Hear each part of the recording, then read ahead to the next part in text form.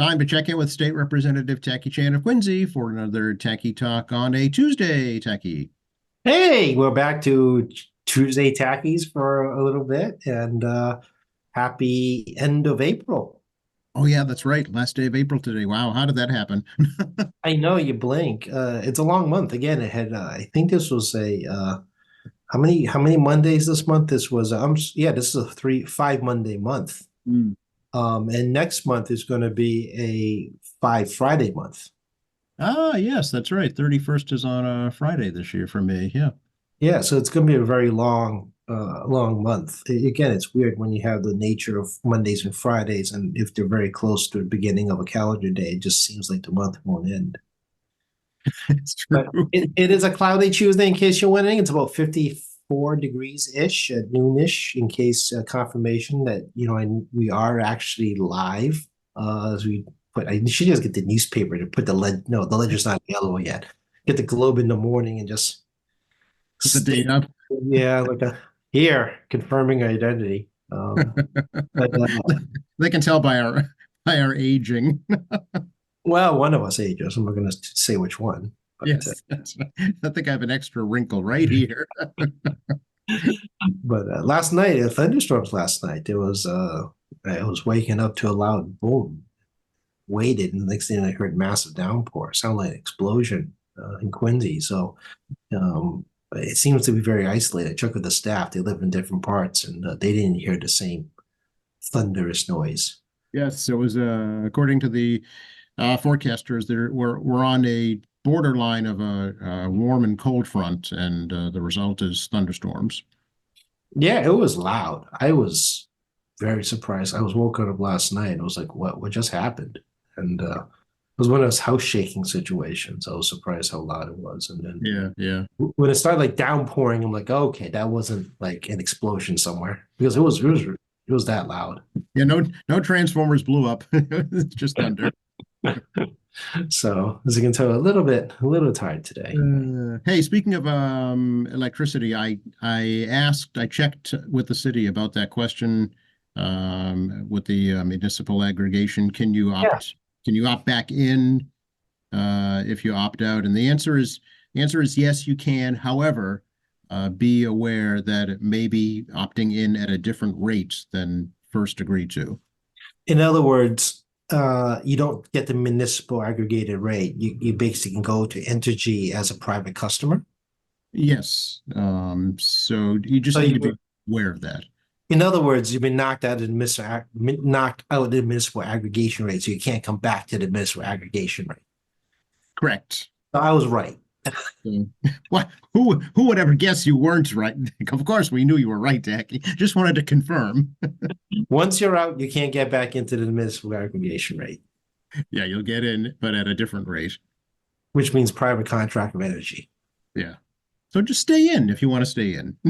Agreed. And again, reminding folks you have the May 15th to change the rate. You're stuck at standard rate at the moment, which is not the lowest rate. It is the mid-tier rate. If you want to get the lowest rate, you're going to have to call Entergy on the little whatever pamphlet, flyer, letter that you got from the city. You can use the website or you can call a phone number. Phone number can be a little bit of a hassle, but I think in my mind, it's well worth the wait. Yeah, absolutely. And it is a few cents cheaper for the basic rate as opposed to the one that you get locked into. Yeah, let me do some quick math here. Okay. If you save about 0.6 per kilowatt, let me get my calculator out, and you're a 500 kilowatt home. Yep, that's typical usage. Yep. Yeah. Let's see here. Um, Save about 35 to maybe $45 a year. Okay. Well, it's not nothing. Yeah, it's not nothing. That can be quite a bit. And of course, get variable. So if you're in summertime here in August, you can jump up to perhaps between 6 and 1,000 kilowatt hours in the month of Yeah. August. If it's hot and you're running your air conditioning, obviously our coldest month tends to be January, February. Whether it be gas, heat pump, forced hot air, you're going to see a huge shock up in prices as well. Particularly, you've got a heat pump situation.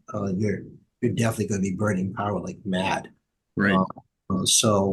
Particularly in the wintertime. So, that 0.006 could be 0.0 cents, yeah, 0.06, Mhm. 0.06 could be pretty substantial per kilowatt hour for an individual. So, yeah, I could say depending on where you are, maybe an average of $35 to $45 ish, give or take. It's a tank of gas or something. Yeah. Yeah, it could be, as if you're a heavy consumer, it could be a whole lot more than $35. Right. Exactly. Yeah. So it's definitely worth it. But you do have to take a little action to switch down to the basic rate. Absolutely. So, definitely encourage again, definitely look at your memo. If you don't, I think it's website's what, Quincy CEA. That's right. Yep. .com. Yeah, so go to Quincy CEA to get details. I found that I didn't like the website that much in terms of applying by the website. That's why I called, but again, each to your own. It is not city run. I do understand some folks have been calling City Hall about this and so forth, but Entergy is not city run. It's a private energy company, so you have to work through Entergy to do so, and be sure to have your National Grid account number handy because that's how they're going to identify you. Right. And I'm going to read you a lot of disclosures. So you have to be patient because those disclosures are very important to inform you of your legal rights. So again, a little bit of a hassle in terms of your time. I think it's well worth it. But again, I think people get turned off by disclosures, but disclosures are very important. Yeah, it's pay attention. They're there for a reason. They're there to protect you. Yeah, you don't understand disclosure that's been read, definitely follow up and ask what the disclosure means. And Yeah. customer service is generally, for the most part, very good about trying to ensure that you understand the disclosures. So, And well, they're legally required, so they want to make sure you understand yeah, what's going on? Yeah, and so that way you're not blindsided by this municipal aggregation. Right. So again, it's the 30th today on April. You have to May 15th. What is going on Beacon Hill these days, Tacky? Well, it's a quiet week, as we talked last week on Thursday. As I was being roll called at the very end of our time together last week, which I'm not sure if you cut that or not. I didn't listen to the podcast last week. I did. I cut out the part where you were running out of your office. Oh, okay. So you guys Did you are. make it? I did make it. Those on audio did not hear the scramble. No. Those video didn't see me just get up and leave. No, but it was nice to virtually meet your staff, so that was good. Yeah, you're welcome to talk to my staff anytime, Joe. They just don't want to be on air with you. No, I'm sure they don't. I don't blame them. As you can hear, there was a minor editing required on the last podcast because of the nature of the very end scramble of me running forward from my office. I'm in a basement office. 42 is a basement office. The chamber is on the 3rd floor. We do vote in person, even though it's electronic voting by pushing a button. We do have to show up. So a roll call opening periods generally is 5-ish minutes, sometimes 3. Still, I mean, I am in the basement. I do run up the stairs because I have to, actually move my body sometimes. But no elevators? We do have elevators, but my rule is that I'll walk until my knees give out. And once my knees start to feel it, then I'll take the elevator. Gotcha. Yeah, it's decades of granite and basic granite and marble floors have stolen my knees in that building. And it's just the nature of it. I mean, it's the nature of walking on that surface most of your adult life. So, that happens. But yeah, no, the budget's done. Fairly quiet budget in terms of debate. Not a lot of controversy or people kicking over the sandbox, so to speak, and no runctious debate. I think the membership's expectations has been tempered quite a bit.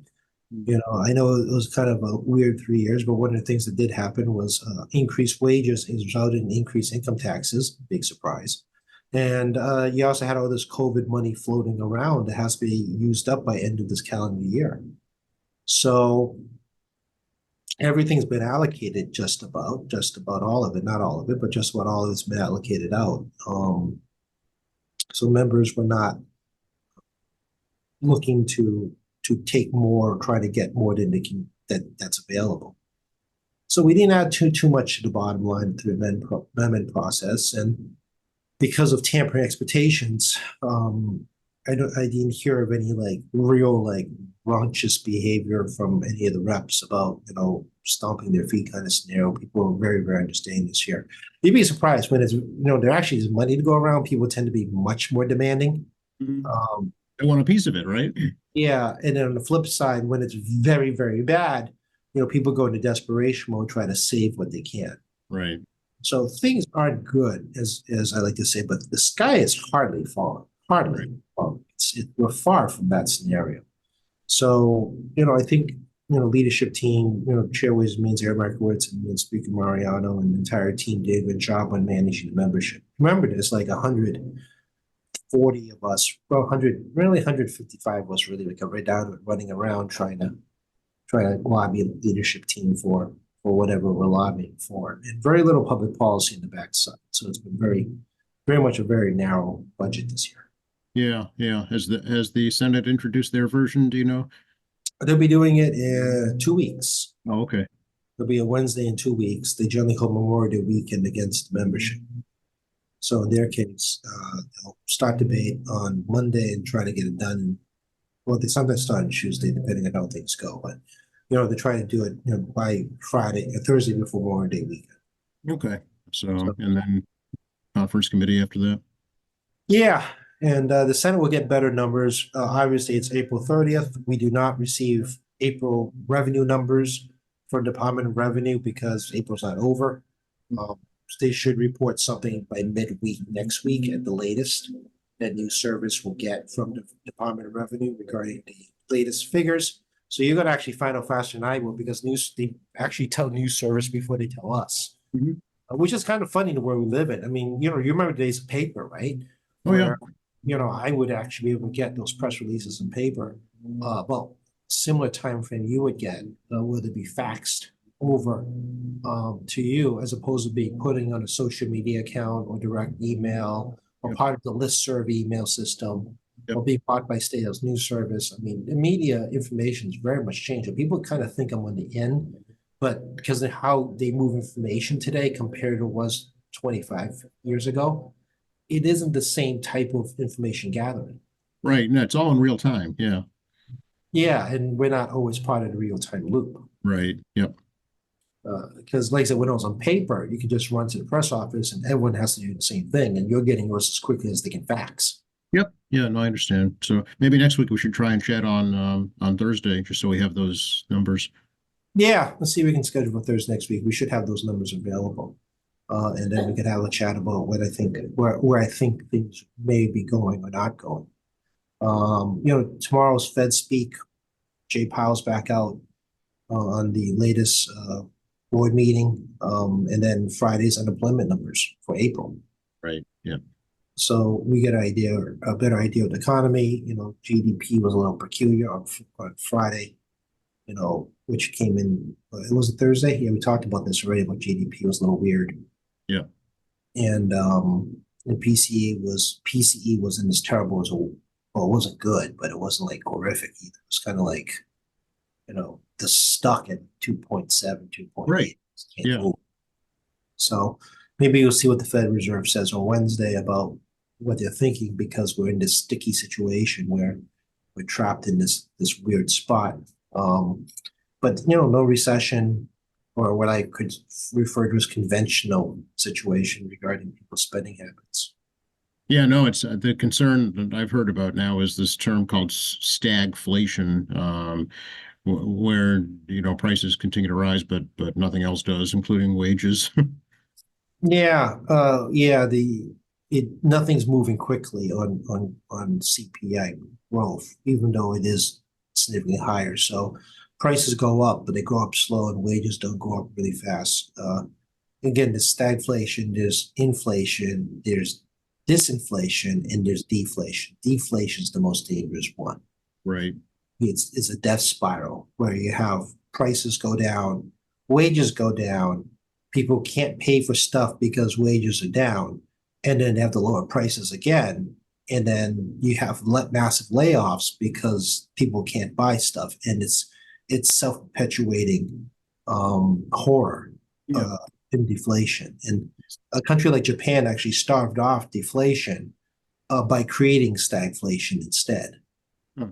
And they're actually hoping for inflation because they want economic growth. Inflation creates some growth. You don't need big inflation. You need like 2% below, and then you have growth. Stagflation puts you like into decimal points.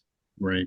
And there's, very little movement. And then deflation's what China's experiencing right now, where their consumer market they can't get the people to spend money. And as a result, prices keep dropping and people still aren't spending enough money, and then the layoffs occur. It's a domino effect. Yeah, exactly. Yep. Yeah, deflation is very dangerous. People think lower prices is good. Yes and no. I mean, you rather have things on sale than permanent price reductions. Yeah. Because it just means everything else is sinking along with it. Yeah. Correct. And layoffs follow very quickly during Right. inflation. And then the Yep. death spiral begins on the economy. Right. Right. It's So, very, yeah, that requires a federal stimulus. I mean, Fed money has to go in, or government monies from somewhere has to go into the system to try to bolster consumer spending. And then you have the Fed Reserve or central bank and try to lower interest rates like insanely low to try to get people money out of the banks. Yeah. I almost wonder if the government response to the pandemic wasn't too much. I mean, it's injecting all of this money into the economy so quickly. I mean, yes, there was unemployment, but was it that high that they need to inject trillions of dollars? Yeah, it was it was the Great Recession fear, because unemployment was closing in on 20% nationally. I mean, didn't get to the Great Depression levels, but it was close enough to freak everyone out. I mean, again, I hope to never see again 20,000 unemployment calls in 1 week Right. at Right. my level of government, which we only had 50 employees taking intake, because none of us could have ever anticipated 20,000 people making a call in 1 week's time. Yeah. And, blew out the entire internet system. Like, this blew the whole thing up. And of course, angry people called us during that first situation in COVID shutdown. And we were very understanding. I was very understanding.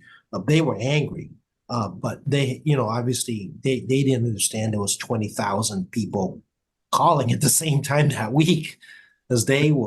So, Right. I mean, we get it because we're in the same situation. But when people call us, they're not really worried about the 19,999 people that have been calling at the same time. Yeah, it's their situation, right? Yeah. Yeah, and that's kind of the nature of this job. I don't think people quite grasp is that, we're very understanding, but we're aware of the bigger problem, and there's nothing they can do about 50 people, 50 employees, 20,000 calls. Yeah. But the person calling me could care less about the fact that when I have 50 employees and there's 19,999 people behind them. So, yeah, it's yeah, I get it. So, but I mean, I think the first stimulus was good. To bolster everything up. I think all the COVID money for businesses as best they could. They had to bail out the airlines because, again, airlines is a huge employer, same as car industry folks. I do think that the second stimulus probably was a little overdoing it. That was at the end of the 2020 election cycle. It was kind of a presidential, congressional, don't want to elect us kind of maneuver. Right. Which then followed into the Biden administration, where then you have this ton of federal money coming on infrastructure and onshoring and all this other stuff, and of course defense spending is going to go up for obvious reasons. The news. So yeah, I think a second round was probably a little too much, particularly since they're going to inject 10 years worth of capital improvement money into the country.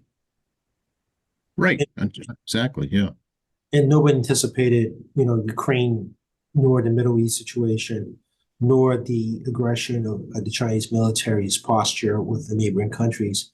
And the reality is the U.S. defense industry is going to have to do a lot more than they've ever done, not just for us, but on a national level. And people don't realize that the European countries have a very minimalized defense industry. And people say that, well, it's a sign, of peace. It isn't. It's because they had the U.S. umbrella. They bought U.S. made equipment. It wasn't like they weren't buying weapons. They just weren't buying local. Right.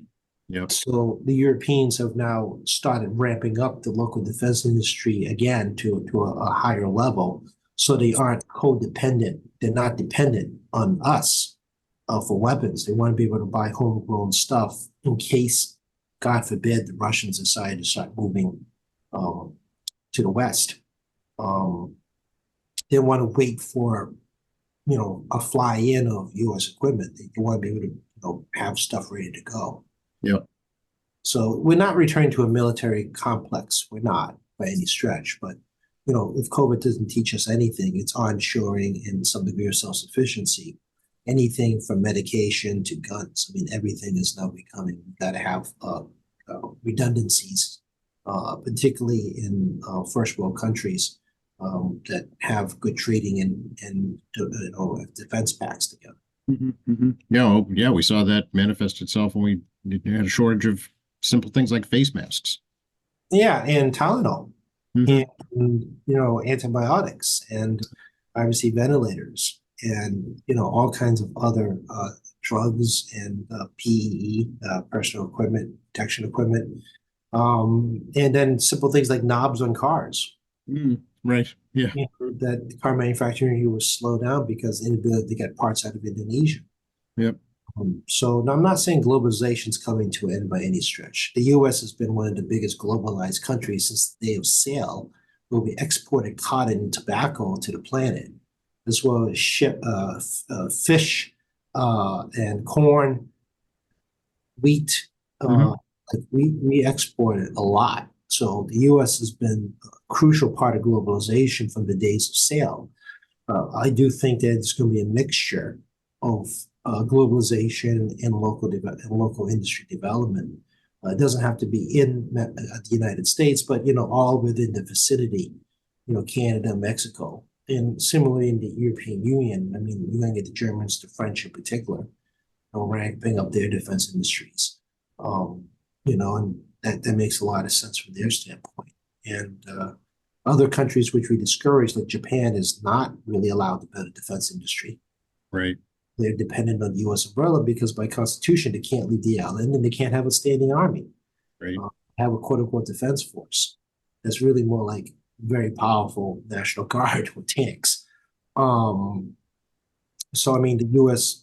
is going to have to really reconsider their Japan policy, which the Japanese are trying to reevaluate their own defense policy about whether they're going to ramp up a conventional military again if the U.S. is going to allow it. I don't think people at home realize exactly how much influence we have on the Japanese restrictions on military development. Yeah, that's a result of World War II. Yeah. Yeah, I mean, they're going to have to get, I won't say permission, but they're going to definitely have to consult with the U.S., which is why being part of a defense pact with the U.S. is so important to them because they're prohibited, and the U.S. will prohibit them from leaving the island. Exactly. They got belligerent North Korea, and they got China encroachment. So I mean, we all know that Japanese is a major economic power, and they could ramp up really fast if they needed to. They have the tech, they have the manufacturing capacity. So, but again, there's this U.S. component left over from World War II, which is still a standing policy regarding Japanese modernization. So, as much as people don't like the idea that the U.S. is kind of like the world global cop, so to speak, which is a term I find amusing but not true. But we also like to limit some countries from ability to defend themselves because we said so. So, yeah. So, I mean, the U.S. has some responsibility when you tell you that you can't do certain things. Yeah, and it also goes to show you, how long things have been relatively stable in that part of the world until recently. Yeah, the northeast section of Asia has been relatively stable after the Korean War, even though the Korean War is technically not over because we never signed a peace treaty. Southeast Asia, of course, in the second half of the 20th century into the 21st century is much more complex. Yeah. Particularly the Vietnam, Cambodia, Sri Lanka, Myanmar, all those areas. Even if foreign intervention left, China, Russia, U.S. left the region, they still have their own different issues and instabilities. It's kind of complicated that whole southeastern region, including all the little islands. It's a longer conversation, a longer history, but the domestic issues regarding civil stability has always been complex. I'm not just talking about like bad government and corruption. I'm talking about like native people's unrest and also like different security umbrellas because of nature of the trade partners. It's very involved. Want to talk about the college protests that are going on recently, Techie? Well, I mean, you have a First Amendment right to protest, but you also are on private property. So it is kind of a quirky thing because people think that university campuses are like being in like the street corner. It's not. You're on this campus property, and the campus property controls what it can and cannot do. There are reasonableness use of their space. It's not like I can walk onto a college campus. I mean, it's called trespassing, right? If I go on there and cause anything, whatever, it doesn't matter what it is. Say trespassing and off I go. But I mean, there's some permissions allowed because of the fact you're a student and you pay money to go there and but you still have to abide by the rules of the campus and how they want to manage it. So I'm not getting into the messaging of that.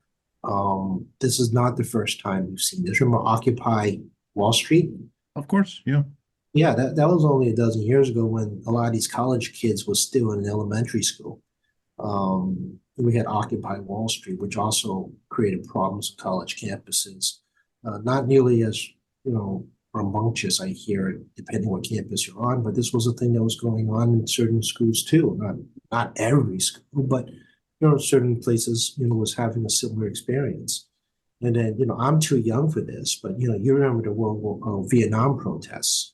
Oh yeah, oh yeah. It's I mean, the National Guard was called in. Kent State is the most famous one, resulting in the deaths of 4 students. Yeah, Kent State's the one that I remember too, only because that's the one that's most cited in the history books. Right. So yeah, I mean, there's got to be a level of reasonableness with this. And like I say, it's not new, folks. We've seen this before. It's just a different decade. Right. Oh, anti-war protests on college campuses are not new for sure. No. No, this happened in the Gulf War too, the first Gulf War. Those protests. Second one, not so much. Post 9/11, there was some, but very little. It was a different national security issue.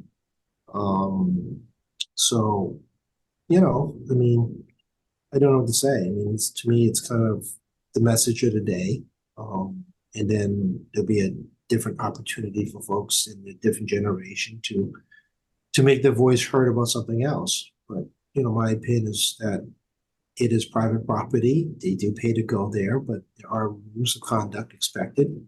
And, it's up to the campuses to do enforcement of their students. And if it gets to it's like championship games, right? You've seen some college campuses just like destroy like a whole section of the campus. The local security on the campus needs help. We're actually very good in Massachusetts. Whenever like we win stuff, we don't destroy like a whole section of the campus in the championship game. We're actually Massachusetts is pretty tame. I mean, look at some of these other colleges. I mean, just ruined campuses. So, it's obviously doesn't rise to that level of raunchiness, but people should behave well, and I think people's tempers are very high, and it's a very touchy issue. And what was it? Wasn't that far from BLM either. I mean, George Floyd was a college campus thing as well. So Right. even though that campuses were kind of weirdly hybrid, it was a different type of protest movement. And there was protest movement too. And most of it was pretty civil, most of it. So Have you seen? it's not new, that's what I'm saying. Oh, right. Yeah. Have you seen anything at the State House with regards to that, Techie? No, it's been pretty quiet. I mean, a lot of what's going in State House now is the return of advocacy groups. So, for example, we have Mass Nurse Association's going to do their healthcare nurse lobbying day. We have the Public Housing Tenants Association lobbying day coming up, I think, next week. We have elementary school choirs coming in. Really? Yeah, we do have elementary schools and high schools and college campuses come on to do singing performances in Great Hall. We do schedule that sort of stuff. A lot of the different recognitions and award ceremonies during the daytime of legislators are happening again. This week is actually fairly quiet because it's post-budget. But yeah, no, life is coming back. Getting more email notices about advocacy days at the State House. You can picture the broad range, for example, brain injury, AARP senior stuff, different unions, different business associations. They're all coming back. It's good to see. I like to see building full of people, and an opportunity for advocates to come to our offices in person to talk about what's important to them. It's much better to me than sitting on a Zoom call. Yeah. Oh yeah. There's no replacing an in-person meeting. That's for sure. And at State House, I repeat again, I mean, State House, as you all know, is a very old historical building. It gives an opportunity for some advocates who never have visited State House before, perhaps to take an opportunity to take a tour on their own once they're done advocating, to enjoy the building as a visitor, to see the different historical components of the building. And now the State House is open, and obviously school vacations a week ago, but summertime's coming up quickly. Again, I do encourage folks to come visit the State House and, take advantage of a tour and, appreciate the building that was first built in 1797. Actually completed in 1797. And the part I'm in, it was completed in 1897 and 1899, depending which tour guide you ask and what you want to make that foundation stone on Durn Street side. So you're in the new part. We still call that the new part of the building. That's funny. Still do it. So yeah, I mean, they'll come visit, but it's been fairly civil in terms of protesters coming in. And again, broad range, anti-fossil fuels, ballot question initiative, advocates. I mean, but I mean, Massachusetts is pretty civil, but we're not like ripping down like paintings and crashing the gates. Right. Yeah. People are pretty good here. And we're an urban state house, meaning that there's no protection, there's no buffer between us and the building. You visit, you're in the thick of it, right? Yeah. You visit other state houses, particularly newer ones. There's up to 2,000-foot buffer between you and the building. Yeah, no, you're right in it. You're sitting on top of the common, basically. Yeah, you can't. There's no way. I mean, there's no way that you can do anything. You're in the public. Nature by the building's nature. You're in the public. I mean, we have first floor windows facing street level with the sidewalk next to you. I mean, this is very unusual of state capitals. Right. Are you familiar with this raise the age bill, Tacky, that's being talked about right now? Raising the age of juvenile offenders to 21. Yeah, this is not a new bill. Okay. It's been floated around for quite some time about moving the age between 18 and 21. And why it's relevant is because juvenile records are sealed. Right. Yep. And the argument is science. And it seems this is a very common argument now. As we understand brain development better, then, it influences how we perceive things. This is also an issue regarding substance use, right? Alcohol, marijuana, and other types of substance use, when you have a developing body, is different from how it impacts a fully developed adult. And, brain development, some studies go as far as age 25 into reaching full development. Which speaks a lot about us, Joe. I don't know about you, but I mean, I wasn't abusing myself too poorly before 25. However, I never thought of myself as not an adult person until 25. Yeah, no, I had made a lot of adult decisions by 25, that's for sure. Yeah. So, the argument is that, there's developmental, in terms of coming to full brain development, and whether or not, that should be a consideration of moving the age limit using the science. I'll let you guys decide on your own what your thoughts on this. Criminal stuff is intent-driven in this country. It is not strict standard, which is pretty much the entire planet. the strict standard, you violate the lines of the law, and there's no like wiggle room. Here is all intent driven, and as a result, brain development is something that science is looking at regarding um, intent. Does your brain have sufficient development to determine the intent? And Right. again, juvenile criminals are record sealed. So at a younger, a lot of stuff can happen, let's say on college campuses or your first job or, whatever life you're in, after the age of 17. Everyone's got a different story, as I like to say. And I'll let you guys think about it, on the podcast about what your thoughts are being and making decisions. Again, criminal intent in Massachusetts is the key word, is intent. Mhm. But what were you thinking? What was involved? What were the circumstances, the totality of the situation of the crime, not just the fact you violated the crime. This is uniquely United States. Interesting. So yeah, as I understand it, it would not include murder or even some assault crimes as well. Yeah, violent offenses. Yes. Yeah. Felony violent offenses. And, you've been around, I've been around long enough, and I'm sure many of the listeners have been around long enough to discuss the concept of what is even a murder and other violent offenses of juveniles. And at what point did the juvenile actually understand the intent of the crime they're committing? I mean, Yeah. and sadly, you hear around the country about elementary and middle schoolers using firearms, shooting teachers and classmates. Mm-hmm.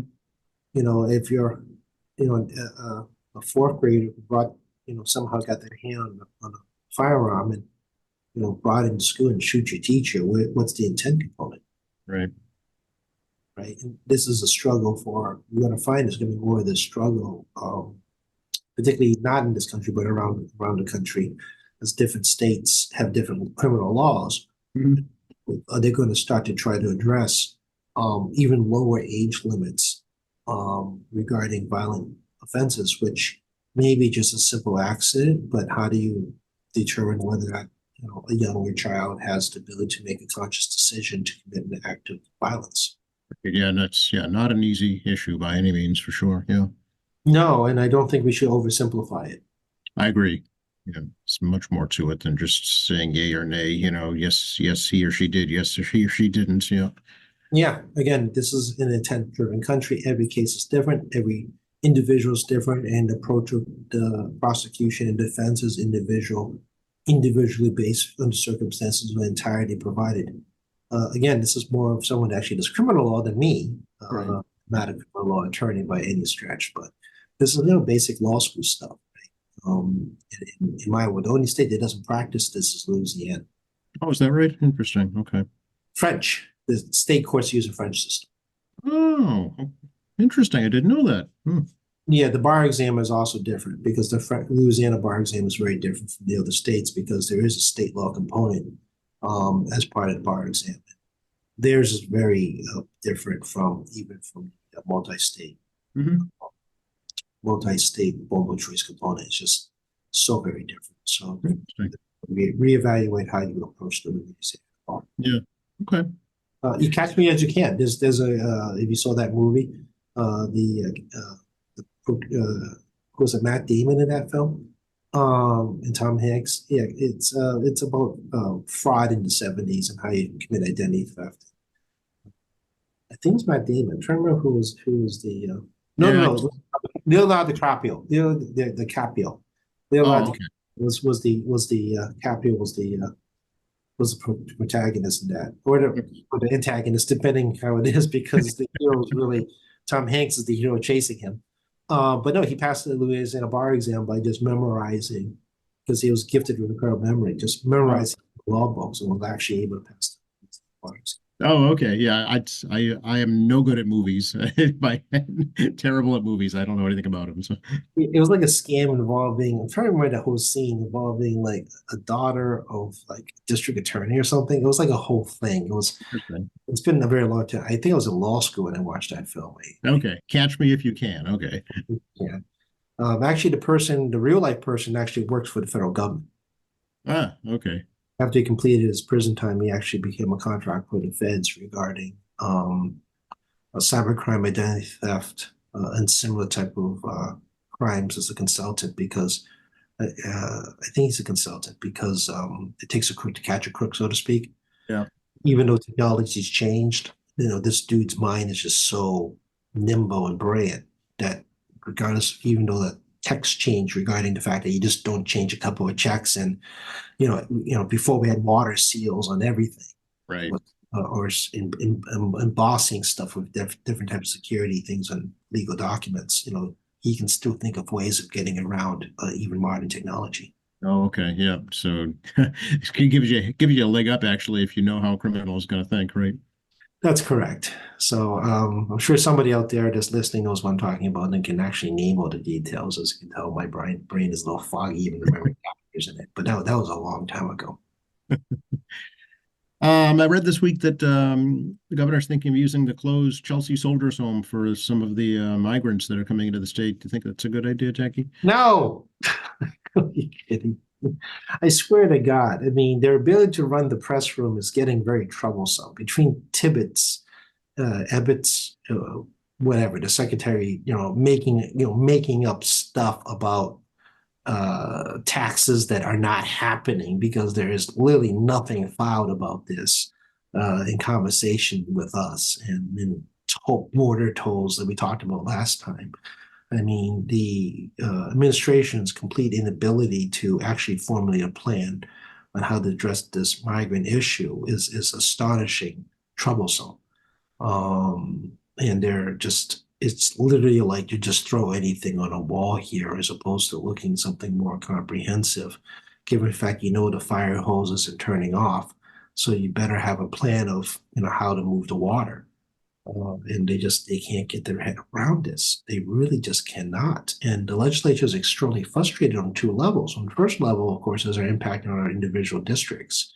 The second issue is we want greater accountability in the spending because they're just running around, just dropping money. And we're like, what are you all doing with said money? And we recognize the money isn't just for the shelter component. There's a whole human service need component associated with it. And we did account in this year's Chapter 70 formulas regarding minimum student. We also provided some monies to cities and towns regarding the impact on schools of influx of students. And we also, required more money for English second language classes. Quincy has minimal impact because, our migrant center is just, come in, get processed and go out. So we don't have as much impact as some other communities. But my colleagues, in the House, are just absolutely fed up with the fact that, those two little things. We need to know what your plan is, and we want accountability. And we passed, more than one time now, supplemental budgets that uses what's left of opera money to try to get through this. And, we put in all kinds of guardrails and accountabilities to report back to basically House Senate Clerk, which basically reports back to, it's us, to tell us what's going on. And how is this money being used? So as you can tell, for me, I mean, my frustration level is equally as high, even though I represent a district that is not as greatly impacted as some of my colleagues. So I mean, they're just whipping anything out there now and wait for public backlash. And even some stuff that's temporary, like in Southie, I mean, the private building contract is really short term. I mean, it's just by to the summertime. And then, the lease is up as they're just using it as another waypoint from point A to point B. And think about it from these poor families. I mean, they're just being shuffled around the state. So you got these, pregnant women, family of young kids, many of them escaped, as you may keep up with the Haiti news in particular. I mean, there's just absolute horror of that island. And then, they're getting shuffled here, shuffled there, and they're not being told there's a plan. It's almost like it needs to be a separate authority to oversee this. Yeah, they can't do it. They just can't figure it out. I mean, you think they have a room, with a PowerPoint for these migrants to tell them what the plan is? They do not have a clue. And trust me, my colleagues have been dealing with these different migrant groups around the state. They've actually spent time with them more so because they're more embedded in the community issues. The migrants have no idea, much less we do. And as you can tell by my voice, if you're listening via podcast, that I'm as equally frustrated, and I'm just like, come on, people. I mean, you gotta be able to figure this out. I mean, Mm. you got enough bodies working on this, and the fire hose ain't turning off. So you gotta have a plan for where this water's gonna go. And the governor had a chance to try to propose this in her budget, on some of this stuff, and they didn't. And they just, my colleagues are tired of the fact that they're not getting any kind of solid responses. As you can tell, I've been talking to my colleagues, Yes. and I share their frustration on this. So Do they yeah. have thoughts? They have ideas that they'd like to see implemented? Well, they want to see what the plan is. They want to see, how this movement's going to go. They want to get these folks into the workforce. We all know the housing crisis is a universal crisis. It's not like strictly, a limited group. But there's real serious concerns about the fact that how do you get these folks up on their feet and where put them into the societal workforce, right? That's a big thing that we want to know. And the other one is human services. I mean, a lot of us, like us in Quincy, is part of a large human service network. How come these folks aren't actually plugged into it as well as they probably should be? And how come we're not getting resources to the human service networks that can get these folks moved up? And then we have English classes problems. They need English classes. How do we do adult English classes better? Again, the existing human service network has English classes as part of it. Right. Some of you listening probably have used it. Mostly, I'm going to gamble, haven't. But I mean, English class is a big thing in Quincy that, I've been working on pretty much my adult life. Yep. One of the things that's a bedrock of employment is English. It's one of the first things that Quincy Asian Resources it gets people involved in right away. Absolutely. And they do a lot of workforce development. Right? There's an example of an organization that, can help on workforce transition. Yes, right next door here at the library, they have English second language classes. They've been going on for years. Absolutely, because of the nature of how the city's developed, right? The migration of folks, people in here. So, we understand the work papers is a problem. The feds have been really terrible and slow in getting these folks work papers, which we want to continue to push and accelerate. But I mean, this is a real question for our federal delegation here. As I like to repeat over and over again, cities and towns can complain to us about lack of resources, but we got nowhere to complain when we have a problem. And this is the one area that we've can complain about to the feds because it's something that really isn't our creation. And COVID aside, that was kind of a special circumstance. But historically speaking, the federal government does not support states in terms of these type of things. A lot of federal programs is trying to incentivize states to follow federal guidelines. Right. Some of it is just directed unfunded mandates from the federal government. I mean, people think cities and towns are the only ones that have unfunded mandates. Well, we do too. Yeah. It's, a fight between us and the feds, but, we have the state has no complaint up saying that, well, give us local aid. It doesn't work that way. It never has because the state feds don't do that. Like we provide local aid to cities and towns. Ours is really just, all tied to various strings on the federal level. Right. Right. This migrant issue is really driving us bonkers because of the fact that, the administration has no clear, like, what are you doing? And we want to know what you're doing. We want to know how much it's costing taxpayers. At the same time, though, our federal delegation, has been not exactly forthcoming about how they're going to try to address this. And this is a national problem. This is not unique in Massachusetts. And apparently all of Congress can't figure it out. They rather use it as a political wedge for campaign donations, particularly in some of the more conservative states, because that's where this sells best, beat up migrants politically.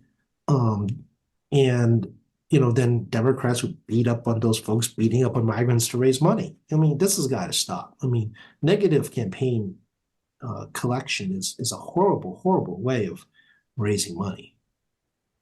It's literally on people's backs. Well, I mean, it's on other people that you victimize or glorifize to make donations off of. And, I get more than my share of emails from national candidates, not just local, like other candidates nationally Mhm. and other organizations nationally tied to political groups. And it's, I do like flip through it really quickly. It's amazing this negative, I call them negative uh, fundraising. They just speak ill of other folks or put fear into your heart and then try to get you to give them money. It's Mm. absolutely horrific. Mm. But it's very national approach. And I'm sure some state government legislatures approach it the same way because they probably use the same consultants. Right. Obviously, those who know me do not do the fear tactic donations. I mean, if I don't do that. That's uncalled for. I'm not going to victimize or glorize somebody because I want to get campaign money out of people. That's not happening. Hey, let's end with two happy things here in the district, Jackie. Cleaner, Greener Quincy is coming up, and then the Senior Olympics. Yeah, Cleaner Greener. It's this Saturday, the 4th, I believe. Mhm. If I remember correctly, they do have a barbecue at Pageant Field. Yep. Senior Olympics is always great. They put me to shame. I wouldn't mess with those Olympians. No way. Yep. The broad range of physical abilities of senior citizens. And, like my mom, who would not participate in the Olympics, but I do encourage her to exercise as much as possible. Yep. And I think that's a lesson for all of us, not just, our parents and grandparents. All of us really should increase our movement. It makes a good mental health, it's good physical health. And, it helps forestall potential issues down the road as we all do age. So, I wish everyone would have a great time on Cleaner Greener, but also, best wishes to everyone participating in the Senior Olympics, and I'll have some good sport and good fun. Yeah, yeah. It's 35th Cleaner, Greener, and 40th Senior Olympics. Is it 40 years? Yes, 40 years. Wow. I know. Didn't realize it was going on that long. Yeah, it started very small and has since grown to a big, almost 2-week event. Oh, I mean, I've done a couple of these. I think I got invited to do a volleyball thing. I don't know how to play volleyball. Terrible. They're like, you got to lose to the seniors. I'm like, I'm not pretending. I'm just bad. There is no Oh, pretending. and they're really good. Yeah, they're really good, and I'm really bad. So I mean, I remember it was like, yeah, you can't win. I'm like, can't win. I don't even know what I'm doing out here. How to get talked into this? They like kick Best me. to cheer from the sidelines. Oh yeah, I got kicked hard. I mean, they just beat me up badly. This was when I was like 10 years younger. I was like, I'm losing badly because I'm not good at this. So no, I'm not participating in Senior Olympics again. I'm telling you. I mean, I don't mind being embarrassed, and people know I enjoy good fun at my expense. I don't mind that, but just that and just wow, bad, just not being good at something. Good to know your strengths and weaknesses for sure. Again, I don't mind being, a little good fun at my expense is perfectly fine, but this is straight up embarrassment at one point. Okay, it's that happy time again where we tell folks how to get a hold of you. Yeah, 617-722-2370, 617-722-2370. Please reach out with questions or concerns. Definitely give us a call. Tackey.chan at mahouse.gov, tackey.chan at mahouse.gov. Please feel free to send an email. We do log your emails. We do prioritize based on what the email says and concerns, but be known that I do see them, including all the ones that come in and form email by bulk from various advocacy groups. We got State Representative Tackey Chan Facebook. My staff runs that. Hopefully they put some good pictures of me up there. TackeyChan.org is our reference page. I actually do get people use that email to reach out to me too. They do have a contact block. And then we also have MAlegislature.gov. You do not have to call me about a bill. You can go to MAlegislature.gov and look it up yourself, and you can create your own login. There's all kinds of features for folks to do their own research without me. And then we do have at Tackey Chan. Keep forgetting about at Tackey Chan now because we can't call it Twitter anymore. And obviously here I am with Joe on seems like a Tuesday or a Thursday. Seems like we're keeping with the T's. And check with Joe first thing in the morning on the AM as well. So plenty of ways to find about stuff and plenty of ways to try to reach out. But again, I always encourage phone and emails to two parties. Please do not social media me. It's hard enough trying to keep up with the what I consider the most conventional ways to get a hold of me.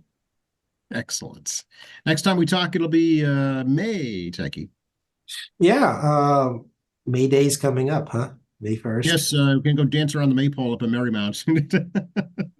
Yep, May Day's coming up. Yeah, we you have to tell the Marymount story. I'm trying to remember up to my head, and I cannot. Next time we can talk about that. You may remember the story better than I will. I have bits and pieces, but I know that I can't remember the whole story off the top of my head. There's a story with that. There is a story, and I think it involves some rowdiness. Let's put it that way. Yeah, let's save that for the next conversation. Yeah, that sounds good. Thanks a lot, Techie. All right, take care, Joe.